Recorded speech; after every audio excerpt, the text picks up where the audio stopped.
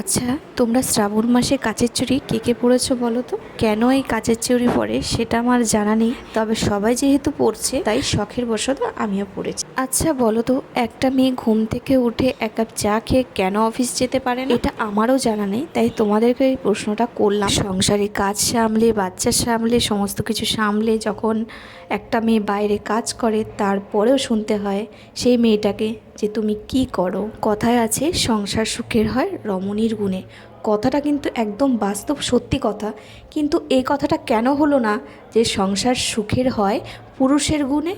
এটা কেন হলো না? আমি জানি একজন নারী যেটা পারে একজন পুরুষ সেটা পারে না, বা একজন পুরুষ যেটা পারে একজন নারী সেটা পারে না, কিন্তু তাই বলে কাজের ক্ষেত্রে এতটা ভেদাভেদ, এটা কি সত্যিই ঠিক? আচ্ছা বাদ দাও, এসব কথা থেকে একটু দূরে সরে যাই, অনেকের আবার খারাপ লাগতে পারে।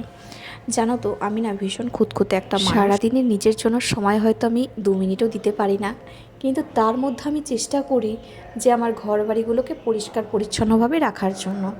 এমনিতে আমি কিন্তু পরিষ্কার, তার মধ্যে আমি চেষ্টা করি যেহেতু বাড়িতে বাচ্চা আছে, আমি আরেকটু বেশিভাবে ক্লিন করে রাখতে চাই। জানো তো, শুধু যে আমাকে এই আমার ওপরতলার কাজটা করতে হয় তা কিন্তু না, আমি নিচে গিয়েও প্রচুর কাজ করি, সেগুলো হয়তো তোমাদেরকে কোনো ভিডিওতে দেখাতে পারি না। কেন, আমার স্ট্যান্ড বা যাই কিছু হোক না কেন, আমি নিচে গিয়ে কোনো ভিডিও করি না। যাকে আজকের প্রশ্নের উত্তরটা কিন্তু তোমরা দিও।